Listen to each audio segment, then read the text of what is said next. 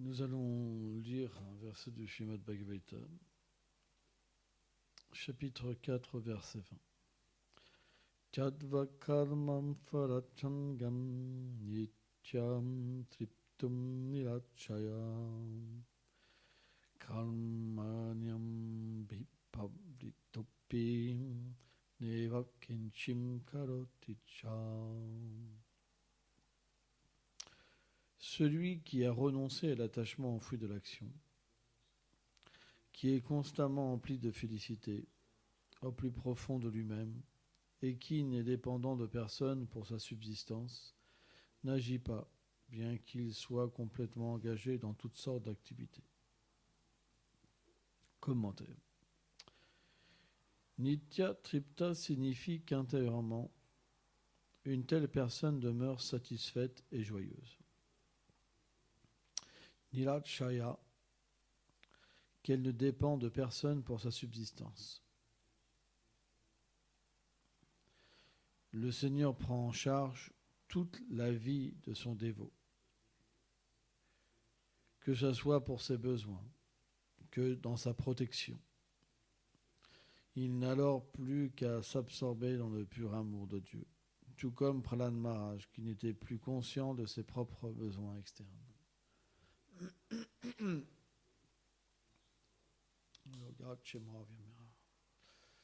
Omaganatimilanda ganam jaram shalakaya shakshurameditam jena tasmei shigurave namaha. Namaum Vishnupadaya Gauranga Pristaya Rupini Shibhakti Vibhudaya Bevanate Namine. Namaum Vishnupadaya Gaura Pristaya Bhutale Shrimad Bhakti Pramodaya Puri Goswamiti Namine. Namaum Vishnupadaya Krishna Pristaya Bhutale Shrimate Bhakti Vedanta Swamiti Namine. Namaum Vishnupadaya Krishna Pristaya Bhutale Shrimate Bhakti Lachaka Shiladeva Goswamiti Namine. Namaum Vishnupadaya Krishna Prestaya Bhutale Shrimate Bhakti Siddhanta Sarasvati. Shashi Brahmadva Guja Sarasvat Sampadaya Ki Jai.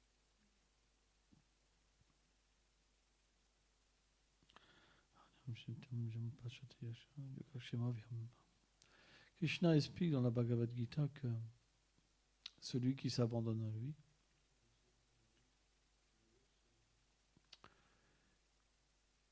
il comble ce manque et il maintient ce qu'il a.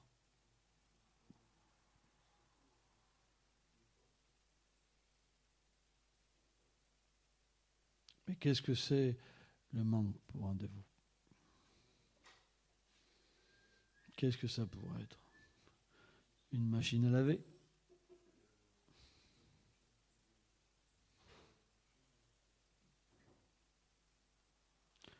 Par exemple, les gens qui se marient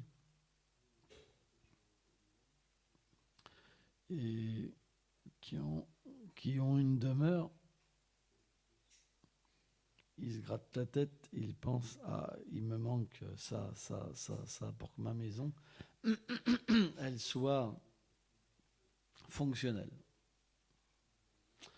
C'est pour ça que la vie de famille, ça amène des désirs. Parce que si vous avez besoin de vous installer, vous avez besoin de meubles. Donc vous allez commencer à réfléchir. Puis quand les enfants viennent, il faut encore plus réfléchir. Et les enfants, ils réfléchissent après aussi. Et ça, c'est une machine de désir. Mais est-ce que, quand Krishna il dit qu'il comble le manque, est-ce que c'est ce genre de choses? Certaines religions disent oui.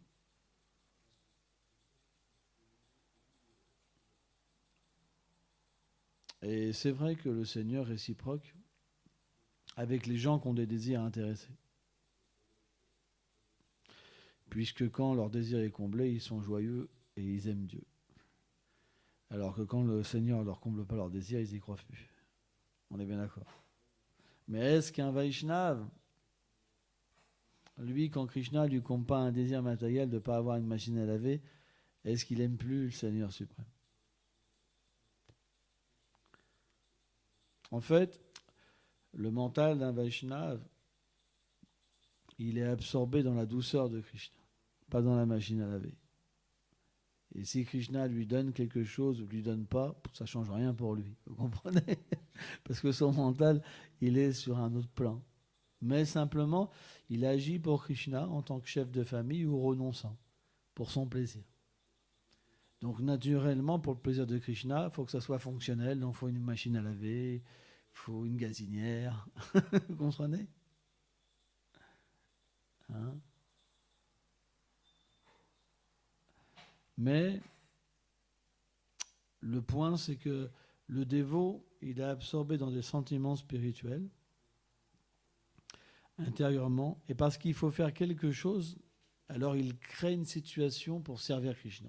Et Krishna réciproque avec lui. Ou plutôt, Krishna va créer une situation pour son dévot pour qu'il puisse le servir et qu'il puisse réciproquer avec son dévot. Vous comprenez ce principe? Par exemple, dans le monde transcendantal, certains sont des gopas, certains sont des gopis. Et donc, intérieurement, quand le sentiment éternel s'éveille, le service s'accomplit intérieurement. Mais extérieurement, celui qui est par exemple un Grihastha,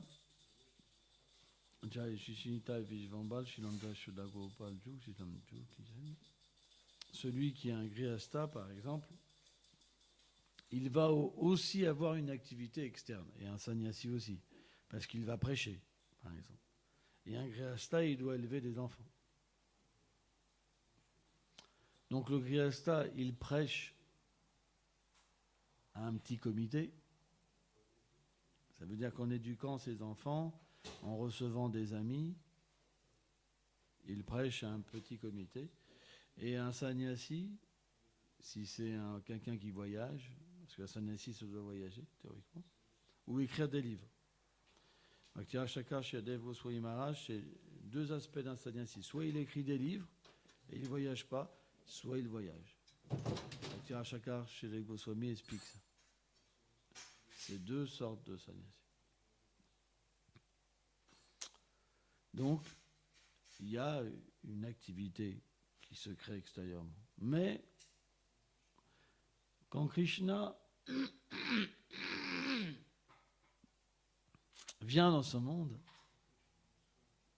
alors les activités internes du dévot qui avait pratiqué le bhajan, quand il devient qualifié et qu'il rejoint les divertissements de Krishna dans un univers matériel, alors ces activités qu'il faisait intérieurement, elles se manifestent d'une manière externe. Vous comprenez?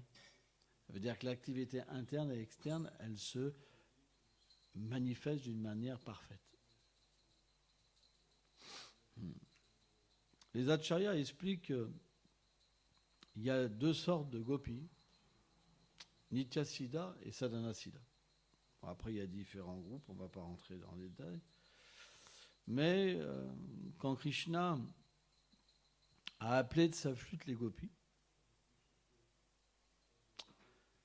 dans le Govindastali, l'endroit où Krishna accomplit la danse rasa, il y a un arbre fameux où Krishna joue de la flûte. En fait, il y a toute une zone à Vraj qui s'appelle le Govindastali, où Krishna fait ses divertissements avec les gopis. Et il y a un arbre fameux, Amchivat, où Krishna joue de sa flûte pour appeler les gopis. Et c'est expliqué que différentes gopis donc, ont été appelées, dont les Nityasiddha et les Sadhanasiddha.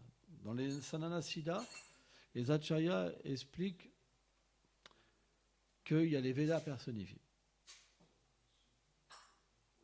Il y a les grands sages qui avaient vu Ramachandra et qui avaient été attirés par une relation amoureuse avec Ramachandra, mais que ce n'était pas possible.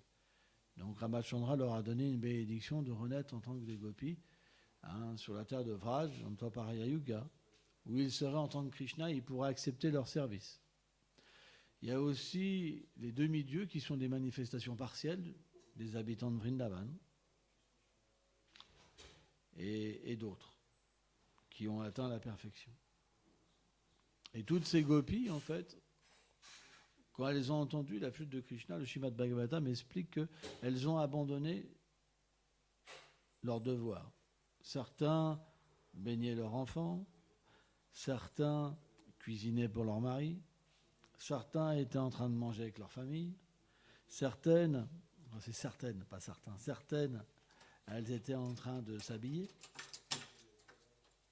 Et toutes, quand elles ont entendu la flûte de Krishna, elles ont tout délaissé et elles ont couru. Chez la Bhaktivedanta Narayana Goswami Maharaj, j'explique de quelle manière elles ont couru, les gopis. En fait, leur cœur était déjà avec Krishna et elles ont couru après leur cœur. Tellement que l'attraction était puissante.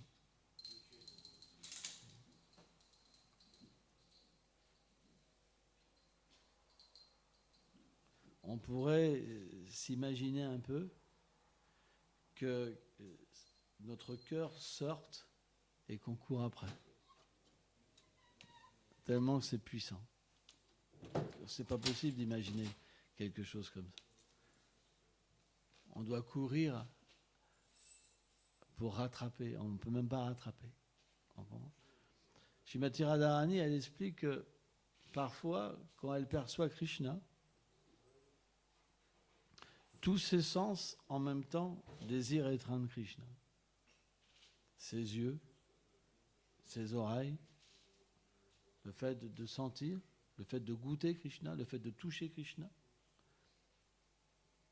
Ça devient tellement puissant que c'est comme, c'est expliqué, c'est comme des chevaux qui tirent dans différentes directions l'être vivant. Donc quand les gopis, elles ont entendu la flûte de Krishna, elles ont été attirées par un puissant désir. Van Maharaj, il explique que bien qu'elles couraient tous en même temps, elles ne pouvaient pas se voir les unes les autres. Vous vous rendez compte ? Tellement leur absorption était grande.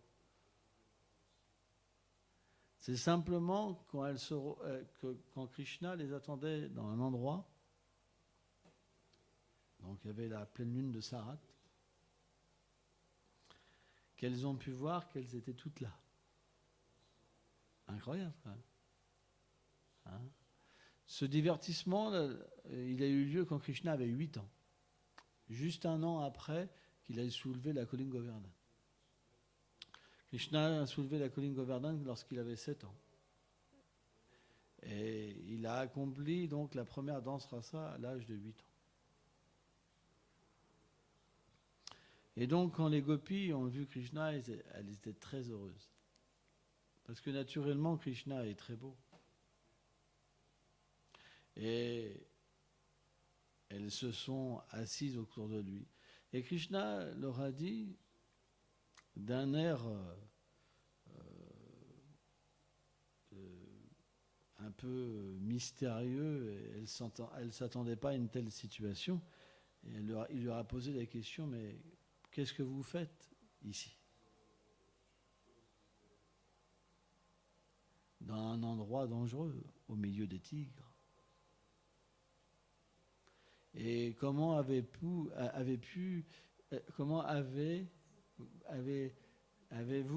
pu délaisser votre devoir ? Le premier devoir d'une femme, c'est de servir son mari.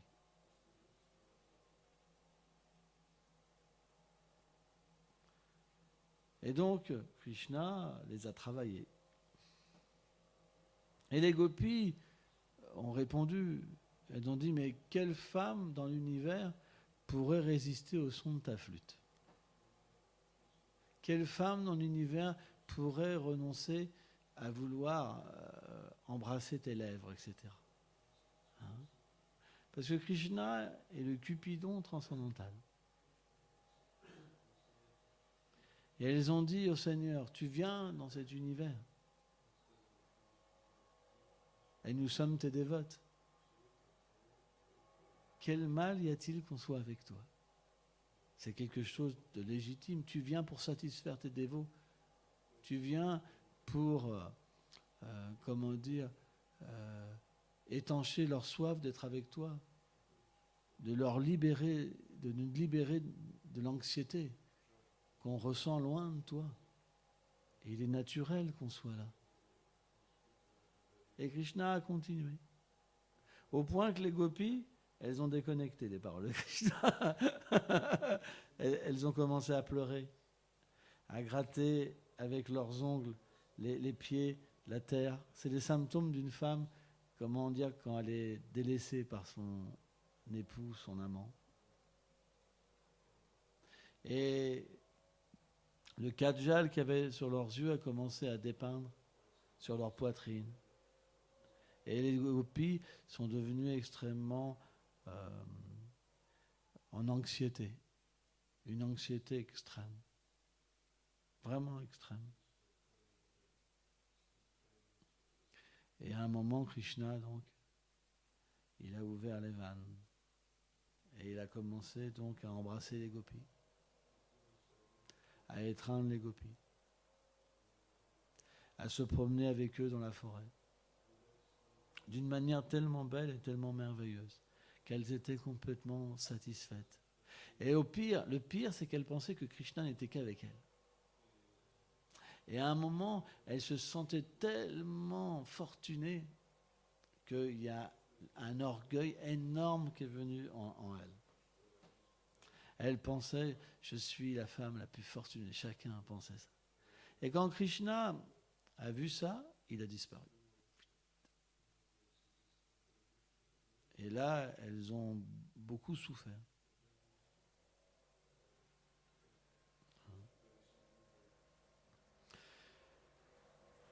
Donc on ne va pas tout raconter. Mais le point, c'est que Krishna, parfois, il explique aux gopis. Parce que les gopis, après la danse rasa, donc après Krishna est revenu, etc. Et après, il a accompli la danse rasa. Et donc on sait que les gopis ont cherché Krishna. Elles ont interrogé chaque plante. Elles ont interrogé la terre. Elles ont interrogé les biches, tout la scie. Et à un moment, elles ont vu les empreintes de Krishna. Même c'est expliqué que les gopis étaient tellement absorbées en Krishna qu'elles ne faisaient plus qu'un avec Krishna. Au point qu'elles ont imité ces divertissements. Tous ces divertissements, un par un, elles les ont imités. Et elles pouvaient directement goûter l'association de Krishna à travers le fait d'imiter ces divertissements. Mais à ce moment, quand elles ont vu les empreintes de pieds de Krishna,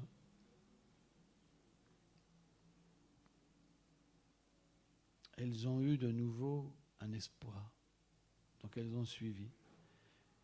Et elles ont vu à un moment qu'il y avait une autre empreinte de pied. C'était celle de Shrimati Radharani. Et là, naturellement, elles ont réalisé que cette gopi-là, elle servait encore mieux Krishna. Elle avait plus de qualités que eux toutes. Et elles ont dit, Krishna nous a abandonnés pour elle. Et donc, elles suivaient les empreintes de pied. Et à un moment, elles ont vu qu'il n'y avait plus que les empreintes de pied de Krishna. Donc, elles se sont dit, tiens, là, elle a dû faire semblant d'être fatiguée. Et Krishna l'a pris sur ses épaules. Elles ont continué.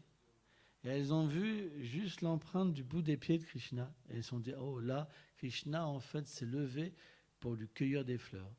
Et là, elles ont vu après de nouveau les empreintes de pieds. Et là, elles se sont dit, il a dû lui faire une couronne de fleurs sur la tête. Et à un moment, elles ont trouvé cette gopi en train de pleurer. Parce que Radharani elle-même, elle avait pensé, je suis la plus fortunée. Je suis la plus fortunée de toutes. Et donc, quand elles ont vu cette gopi, Ishvat Shai Thakur explique dans Prema Samput, les autres gopis, elles n'ont pas été en colère contre Radharani. Par exemple, nous, si on nous prend notre bien, dès qu'on voit la personne, on va vouloir se venger. On va se dire, bien fait, elle pleure, toi. Elle goûte l'amertume. Et on va lui en faire donner plus de l'amertume. Hein, pour qu'elle comprenne. Vous comprenez? C'est pas, on est dans une situation où on n'a pas la plénitude de l'amour. Et on s'approprie les choses. Parce que pour nous, si les choses ne sont pas là, on n'a pas de satisfaction dans notre vie. C'est pour ça qu'on trouve la jalousie dans ce monde. Quand on s'attache, l'homme et la femme s'attachent, ils deviennent jaloux. C'est un principe, il n'y a pas le choix. C'est matériellement parlant, pas d'autre chose. Vous comprenez? Si par exemple, une femme elle aime un homme et qu'il y a une autre femme qui commence à tourner autour, bah là ça rigole plus. On va naturellement se mettre en route pour protéger notre patrimoine. Vous comprenez? Et vice-versa. Mais quand les gopis, elles ont vu Radharani pleurer, l'amour de Radharani, c'est expliqué, c'est comme des volcans. Chaitanya Mahaprabhu est venu goûter la position de Radharani, son sentiment. C'est pourquoi Chaitanya Mahaprabhu, Bhakti-Raj Chakra Sridhar Goswami Maharaj, il a fait une comparaison de Chaitanya Mahaprabhu comme le volcan d'or. Parce que c'est un volcan, pas de lave, mais de sentiment. Le volcan d'or. Parce que le teint de l'or en fusion, c'est la couleur du sentiment de Shrimati Radharani. Et comme Shrimati Radharani est le summum de tous les sentiments, elle est la source de tous les sentiments spirituels, automatiquement, quand les autres gopis, et pourtant il y avait des gopis extrêmement élevés, toutes les chefs de groupe de gopis étaient là, comme Chandravali, Sheba.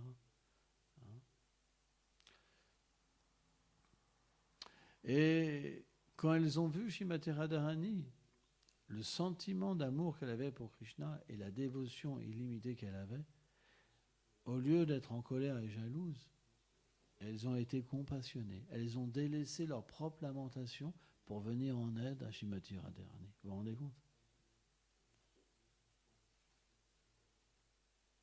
C'est quand même extraordinaire, la dévotion. Ça veut dire que quand on voit un grand dévot, naturellement, son sentiment est tellement élevé qu'on délaisse nos propres sentiments, nos inquiétudes, pour lui venir en aide. Et c'est ce qu'a fait Chaitanya Mahaprabhu. Quand Mahaprabhu est venu, on se rappelle, il y a ce divertissement où il plante le noyau de mangue. Et il y a un arbre qui pousse instantanément et qui donne des fruits sans noyau et sans peau. Et il y avait tellement de fruits, c'était les fruits de l'amour de Dieu. Et Chaitanya Mahaprabhu, il a dit comme ça, dans sa transe d'amour, il y a tellement de fruits, comment je vais pouvoir cueillir tous ces fruits? Et il a appelé tout le monde à l'aider. C'est la miséricorde de Shrimati Radharani. Bien que Radharani représente l'apothéose de tous les sentiments,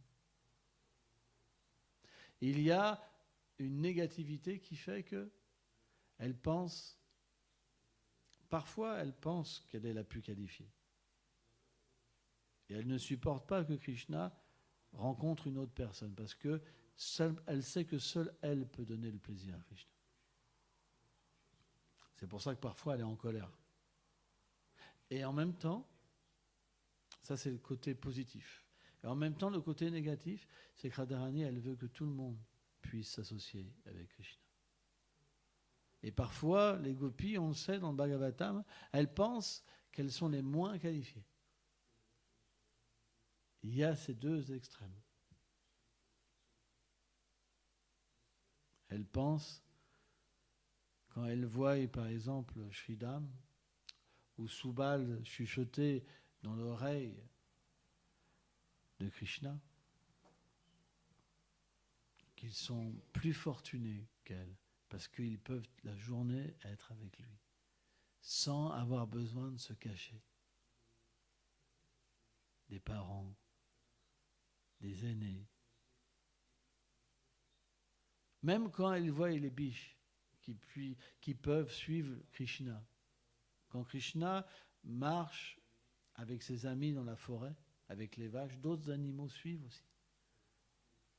Parce qu'ils sont en liberté. Ils peuvent suivre Krishna. Et Krishna réciproque aussi avec tous les animaux. Krishna réciproque à travers ses pieds avec la terre. Krishna réciproque avec tous, avec le vent, avec le soleil, avec les nuages qui le suivent comme ça et qui déversent des fines gouttes comme ça de nectar pour le rafraîchir. Krishna a ce pouvoir simultanément de réciproquer avec tout le monde. Mais les gopis, puisqu'elles ne peuvent pas avoir cette association, sans se cacher, alors elles se trouvent dans une position à penser qu'elles sont les moins fortunées.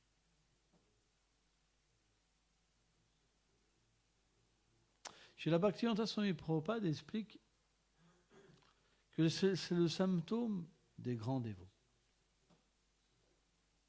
Plus quelqu'un progresse dans la dévotion, plus il se sent inqualifié. Pourquoi ? Qu'est-ce que vous pourriez répondre à ça ? Pourquoi ?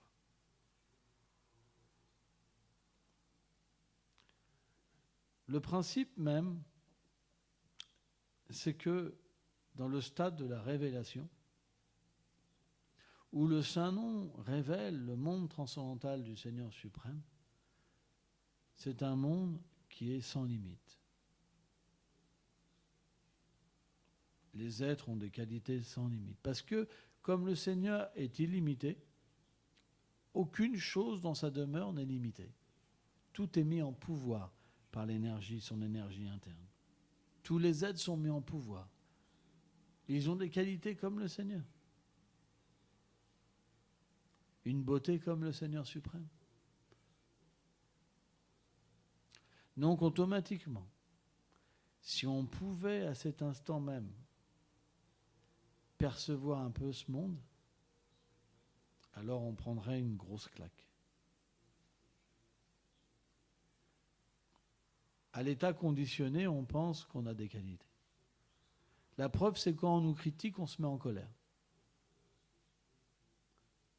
On aime bien penser que ceci, cela. Tout âme conditionnée pense qu'il est super. Mais pourquoi il pense qu'il est super ? C'est parce qu'il n'a jamais vu ce qui est vraiment merveilleux. Parce que s'il peut voir quelque chose qui est vraiment merveilleux, naturellement, alors son introspection envers lui-même lui donnera un dégoût de ce qu'il y a à l'intérieur de lui. Et un dégoût pour ce monde. Comment on peut s'attacher aux êtres de ce monde qui sont tellement moches ? Tout le monde on est tous des monstres. On n'a pas de qualité, on a de la concupiscence comme qualité matérielle, de l'envie, de la convoitise, de la folie, colère. C'est nos ornements. Avec des yeux comme ça, une bouche comme ça. L'énergie matérielle est tellement puissante. Bhaktivedanta Swami Prabhupada, il dit, est tellement puissante qu'un homme qui a une femme qui fait 200 kilos, elle dit c'est la plus belle. L'homme pensera ça. Ma femme est la plus belle. Parce qu'on ne peut pas percevoir quelque chose de supérieur. Alors naturellement, tant qu'on ne perçoit pas le monde transcendantal, la douceur, la beauté du Seigneur, on est obligé de s'attacher à ce monde. On n'a pas le choix.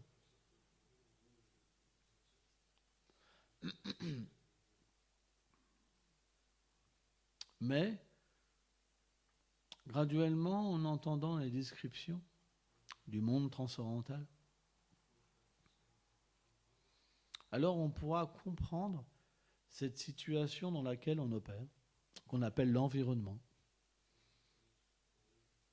et comprendre que on est obligé d'être attaché. On est obligé d'avoir des rapports dans la désharmonie, parce qu'on n'est pas dans le monde de l'harmonie. On s'est mis au centre. Parce qu'on s'est mis au centre de toute chose, naturellement, on a une image de nous-mêmes qui est fausse. On pense je suis ce corps. On pense j'ai des amis. On pense j'ai des ennemis. On pense j'ai des traumatismes des vies passées. Parce que tous ces samskars nous recouvrent. Et dans cette situation, on est mal à l'aise, malade. On souffre les uns et les autres. On ne peut pas être avec les uns et les autres. On n'arrive pas. On a tellement de problèmes. Et on ne peut pas résoudre ces problèmes juste par des techniques.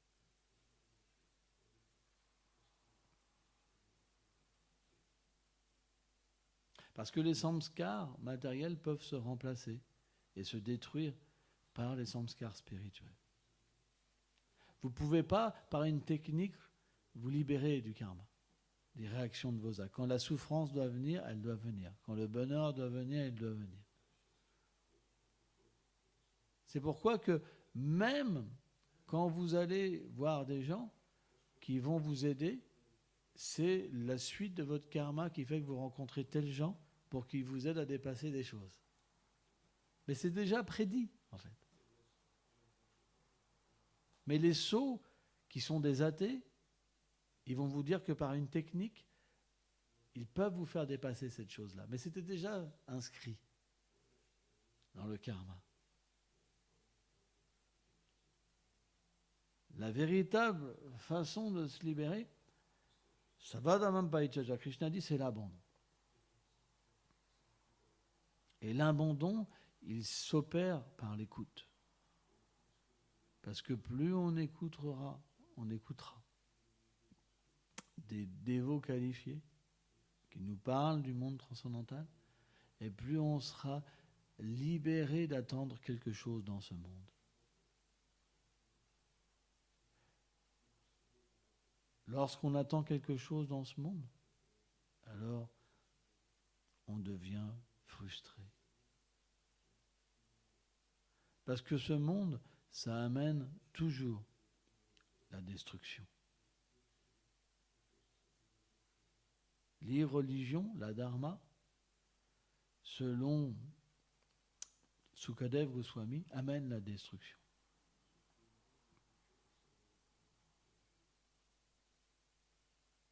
Or, le fait de voir les choses séparées du Seigneur suprême, c'est ce qu'on appelle l'irreligion. On ne devrait jamais penser que si on s'abandonne au Seigneur suprême, il n'y aura pas l'effet, qui est la libération et l'atteinte de son refuge. Libération, pourquoi ? Parce que naturellement, quand on s'abandonne au Seigneur, nos souffrances s'en vont. Yoga Kshema vient là. Il prend soin de nous. Suniti, la mère de Dhruva Maharaj, elle a dit à Dhruva, quand Dhruva est arrivé en pleurant, parce qu'il n'avait pas pu monter sur les genoux de son père, Uttanapad, elle lui a dit que ta belle-mère, elle est civile, et ton père, il est pareil, parce qu'il est l'esclave. Il est tellement attaché à elle qu'il est devenu son esclave. En fait, Uttanapad, il aimait Dhruva Maharaj, mais parce qu'il était attaché à Suruchi tellement, il a fait en sorte, parce qu'elle ne voulait pas que Dhruva Maharaj monte sur ses genoux, elle a fait en sorte que lui, il ne pouvait pas aller contre le désir de Suruchi. Et donc, quand Dhruva Maharaj n'a pas pu, elle lui a dit comme ça, en fait, tu ne peux pas t'asseoir sur les genoux de ton père. Parce que tu n'es pas né de mon sein.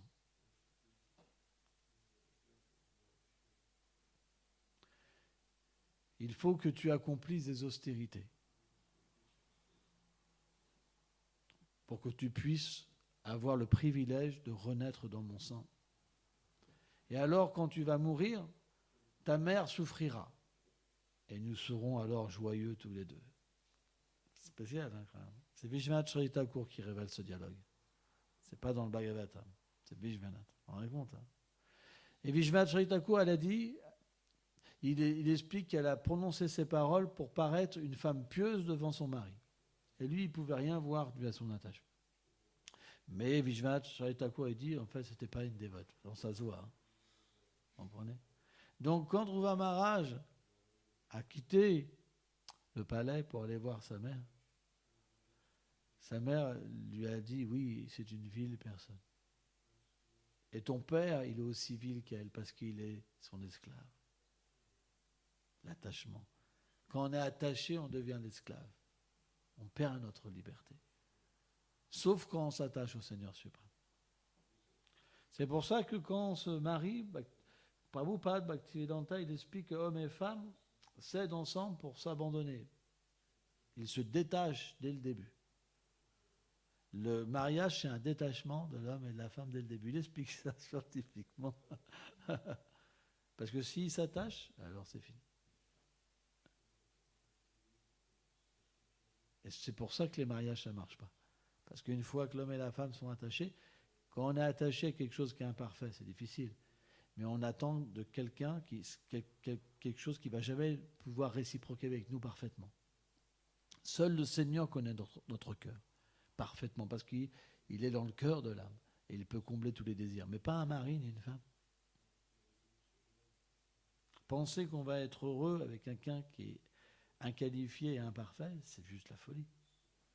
C'est pas possible. Scientifiquement parlant, c'est pas possible. Puisqu'on est fait pour être au pied pareil au lotus du Seigneur suprême et être satisfait avec le doux miel qui émane de ses pieds pareils au lotus. Donc, qu'est-ce que c'est pour nous le mariage ? C'est des gens qui s'aident à se détacher de ce monde et aller vers Krishna. C'est des parfaits amis, vous comprenez ?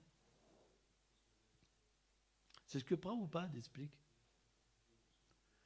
Et on peut comprendre que pourquoi les dévots divorcent, c'est parce qu'ils n'appliquent pas les enseignements des acharyas. Ils sont attachés. Et ils souffrent. La vie de famille devient un océan de souffrance. Alors que si l'homme et la femme vont vers le Seigneur suprême et qu'ils comprennent qu'ils doivent se détacher, alors ça devient un océan de félicité. Donc, elle a dit à son fils, ton père, il ne me considère même pas comme sa femme, même pas comme sa servante. Il a honte de moi.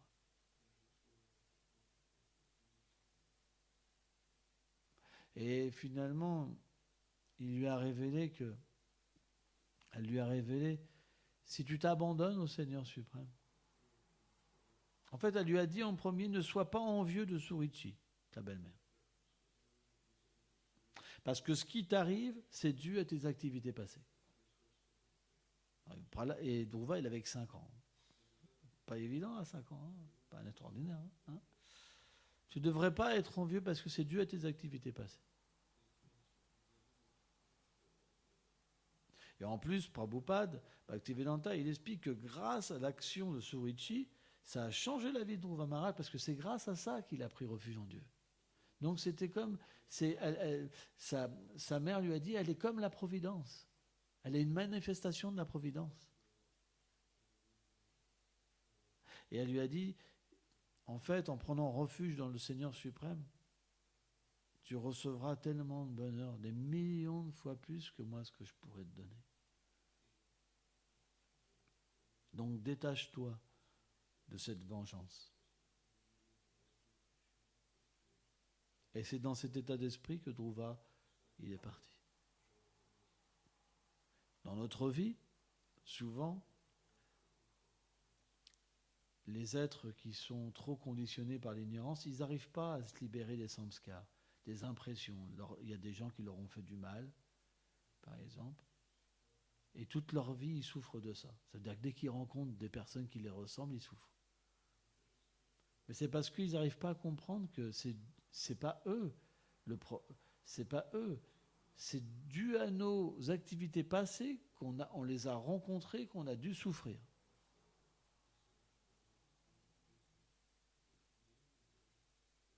C'est pourquoi on ne devrait jamais en avoir contre une personne. Parce que de cette manière-là, si on comprend ça, on peut se libérer des impressions des vies passées. Tout peut être remplacé. Sans ça, les gens ont peur. Par exemple, moi j'ai connu des dévots qui ont eu de mauvaises expériences avec les dévots, après qui ont peur des dévots. Ils ne peuvent même pas venir dans un temple parce qu'ils ont peur d'avoir la même expérience. Mais c'est simplement qu'ils ne comprennent pas que cette expérience, ils l'ont eue due à leur vie passée. Donc ils s'enferment dans quelque chose parce qu'ils ne veulent pas voir la miséricorde du Seigneur suprême. Donc comme ils voient autre chose, alors ils ne peuvent pas profiter de l'association des dévots, l'association du Seigneur suprême. Il y en a beaucoup comme ça. Ils ont pris un gourou, par exemple, le gourou est tombé et ils en veulent. Ils en veulent à la terre entière, à tout le monde. Mais en fait, non, c'est dû à leur vie passée. Les Écritures expliquent ça. Qui veut argumenter? Alors pourquoi vous restez avec des impressions des vies passées? Pourquoi vous restez avec des impressions de cette vie? Si vous ne pouvez pas argumenter. Essayez d'appliquer dans votre vie. Essayez d'avoir foi dans votre vie. Les foi dans les paroles du Seigneur suprême, et alors on trouvera l'harmonie. Et on pourra voir le Seigneur partout. Vous savez, ce monde, c'est plein d'envieux, Bhakti-Vedanta Swami Prabhupada explique. C'est empli d'envieux, empli de gens qui veulent la position de Dieu. Vous ne pourrez pas trouver dans ce monde une situation parfaite. Ce n'est pas possible. Et si vous pensez que parce que quelqu'un il s'habille en religieux, il est parfait, c'est que vous n'avez rien compris. Parce qu'un Kanishta Bhakta, le dévot du premier ordre, il est bardé d'envie. C'est qu'au niveau madhyam qu'on peut trouver véritablement des dévots où on peut prendre refuge. Madhyam Uttama, à Shakti. Sans ça, c'est pas possible. Donc si vous ne comprenez pas ça, alors dans quelles conditions vous allez vivre? Vous allez simplement être comme une balle de billard. Ça veut dire que vous allez rencontrer quelqu'un, vous allez être éjecté, et vous allez être allé dans un endroit, et là, vous dire ah non, partout c'est pareil, ça sert à rien, et vous avez telle expérience. Toute votre vie sera de la souffrance.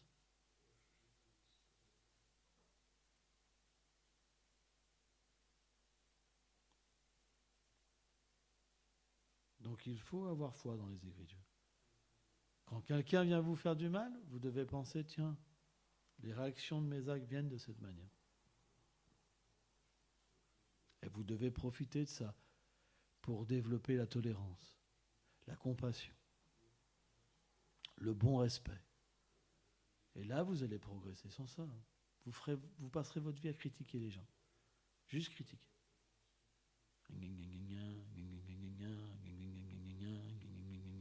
Votre vie, ça. Même le chant des salons, ça sera ça sera pas le chant des salons. Ça sera juste un murmure de la rancœur que vous avez envers les êtres. Vous ne pourrez pas vous en libérer. Parce que le chant se manifeste dû à une attitude dans notre vie. Si notre attitude, elle est dans une bonne compréhension de l'environnement et le bon respect, alors naturellement, le chant ne sera pas juste un murmure. D'ailleurs, on n'entend pas le chant, on entend parce qu'on a autre chose dans le mental. Le mental, il ne peut pas écouter. Il est pris dans une mauvaise conception de l'environnement. Qu'il y a moi, il y a lui, il y a eux, mais où est le Seigneur suprême? Vous comprenez? Donc si notre vision aller sans le Seigneur suprême, et qu'on essaye de régler nos problèmes sans le Seigneur suprême, on ne peut pas chanter. Vous comprenez? C'est pour ça qu'on doit régler nos problèmes avec le Seigneur suprême. Et pas avec des méthodes inventées par des âmes conditionnées qui n'ont jamais pu s'abandonner au Seigneur suprême. Les méthodes viennent de ces gens-là. Parce que ça n'a pas marché pour eux. Donc ils créent une méthode pour des gens qui sont comme eux. Et ils leur empêchent de pouvoir s'abandonner en leur donnant une méthode. Ils pensent, c'est les plus beaux jours de ma vie. Alors c'est complètement idiot, puisque tout est là, tout est présent, la miséricorde est là, mais il ne peut jamais l'avoir. Et dès qu'il y a une personne comme ça qui invente quelque chose, il prend pour un prophète. Ce n'est pas notre philosophie. Notre philosophie, c'est que toute la miséricorde est déjà là. C'est parce qu'on n'a pas la bonne attitude qu'on ne peut pas la prendre. On ne peut pas la percevoir. On ne peut pas en profiter. Vous comprenez ça? Mais quand on n'a pas la force, parce qu'il faut s'abandonner, c'est pas facile de s'abandonner. C'est pas facile d'être humble. Naturellement, quand on ne peut pas aller vers ce niveau de dévotion, alors on cherche une alternative. Et quand c'est une alternative, elle vient, on dit, ah ouais, bah c'est génial. C'est ce qui manque là dans le mouvement de Mahaprabhu, hein, parce que sans ça, on ne pourra pas y arriver. C'est complètement idiot de croire des choses comme ça. La miséricorde, elle est là, tout est là. C'est parce que notre attitude n'est pas bonne qu'on ne peut pas l'apercevoir, qu'on ne peut pas rentrer en contact. Et si on rentre en contact d'une personne qui est un fourbe, qui n'a pas pu lui-même avoir la bonne attitude, alors on se fait tricher. Vous comprenez? Et ça fortifie en fait ce problème en nous. Si on analyse, est-ce que c'est pas vrai? Vous comprenez? Et dans cette vie, ça fera qu'on ne pourra pas s'abandonner. C'est pour ça que les vrais psychologues, ce sont les purs dévots. Parce que le pur dévot, il va te donner la vraie solution. Mais elle n'est pas facile. Parce qu'on va comprendre qu'il y a un véritable effort à faire. Et cet effort, ce n'est pas un effort avec la force, avec la capacité personnelle. Parce qu'on ne peut pas, l'âme conditionnée ne peut pas. Elle n'est pas programmée pour ça. Mais par l'association, par la bonne association avec les Vaishnavas, naturellement, il peut avoir un changement de cœur, un changement de désir, un changement de compréhension, une autre vision. On ne peut pas l'avoir autrement. Et cette vision, elle va nous être donnée que si véritablement on dépend du Seigneur suprême et pas de notre force, alors il pourra véritablement avoir une aide.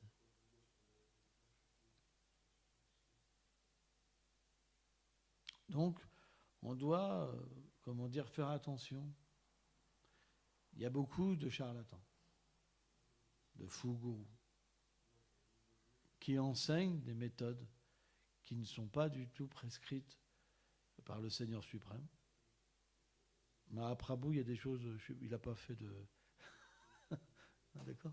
Ni il est associé de Mahaprabhu, Opa Goswami, Sanatana Goswami, Raghunath Das Goswami.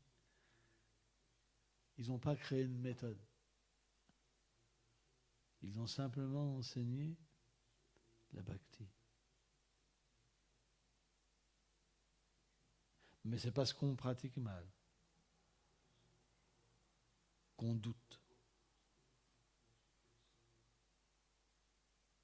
Et quand on doute, naturellement, quand quelqu'un vient nous voir en nous disant tu sais, j'ai traversé le même truc que toi, il y a quelque chose qui m'a aidé. C'est pas que ça aide pas matériellement, mais spirituellement, ça n'a pas de pouvoir. Parce que le pouvoir, il vient de la Guru Parampara. Parce que l'instruction des purs dévots, elle est libre de karma, elle est libre de gyan, elle est pure. Et le Seigneur peut se révéler qu'à travers les instructions des purs dévots. C'est pour ça qu'on suit d'autres voies, naturellement. C'est comme si on arrosait les plantes du karma et les plantes du gyan. Parce que les autres voies, elles ne peuvent être situées que dans une dévotion mixte. Mixte, ça veut dire, il y a l'action intéressée, ou il y a l'impersonnalisme. L'impersonnalisme, c'est simple, c'est que le Seigneur, il ne peut rien faire pour toi. Il n'est pas une personne. Il ne peut pas t'aider. Il ne peut pas. T'as sonné, bring, bring, bring, personne t'a ouvert. T'as téléphoné, même parce que tu t'es dit, il ne m'entend pas. Dring, dring, dring, personne n'a répondu. L'impersonnalisme. Et puis l'action intéressée, c'est que je suis frustré quand même, je voudrais ce monde qui soit pour moi. Qu'est-ce que peut donner une âme conditionnée comme méthode? C'est simplement parce qu'on a des frustrations qu'on crée des choses que les acharyas n'ont pas données. Et ça attire les gens. Et ça fait du bien pour celui qui a besoin d'action intéressée. Je veux de la gratte. En voilà. Il y a plein de gratte. Ouais. C'est avec Krishna. Vous comprenez? Mais c'est pas pur. Ou alors on va créer de l'injustice. C'est l'injustice. J'ai eu une injustice. Moi, j'ai vu tellement de dévots dire « J'ai eu une injustice, c'est de l'injustice. On m'a fait ça, c'est pas normal. » Plus les réactions des actes passés. Vous comprenez? On va vous apprendre simplement, c'est parce que tu perçois mal les choses, etc. Il faut que tu travailles sur toi, etc. Mais c'est plus les réactions des actes passés. Tout est remplacé par un micmac où tu es complètement perdu après. Parce qu'ils ne voient pas le Seigneur. Ils ont inventé une méthode où il n'y a pas le Seigneur suprême. Où on crée une autre philosophie. Alors ça embarque les gens dans une autre façon de vivre, alors qu'elle est peut-être matériellement mieux, mais qui nous empêche de voir la vérité et notre vrai problème. Parce que le vrai problème, on peut le voir à travers un véritable docteur. Un faux docteur, il va vous détecter notre maladie. Toi, c'est pas ça ta maladie, ça doit être ça. Ah oui, il a vraiment raison. Et puis finalement, c'est pire après. Il avait un problème au foie, il lui a dit, il faut que tu manges des gros gâteaux. Ça, tu vas voir, tu vas être satisfait si tu manges des gros gâteaux. Avec plein de crème, là, comme Balaram il fait, vous savez. Vous en mangez 2, après vous êtes malade pour une semaine. Hein? Ça dépend lesquels. À sa manie, elle n'a pas manger plus.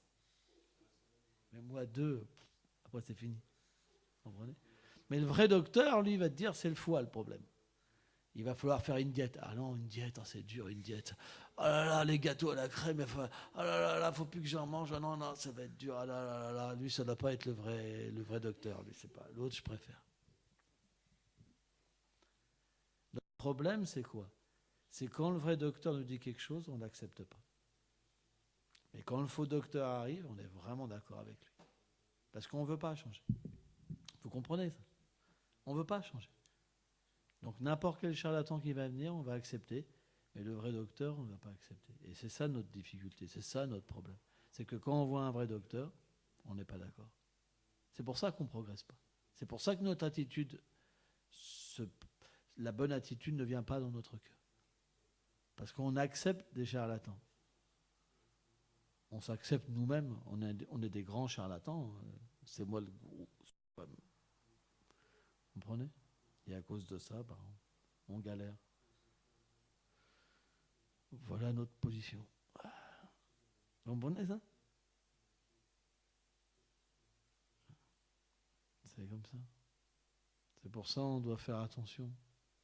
On ne doit pas se tromper parce que quand on suit un mauvais chemin, ça nous amène dans une cascade de réactions. Et c'est très difficile après, quand on devient encerclé par tellement de problèmes, de garder sa foi en Seigneur suprême. Mais à la base, c'est nous-mêmes qui nous sommes mis dans cette situation. Bon, on va pas faire trop longtemps. Kulpa Mande.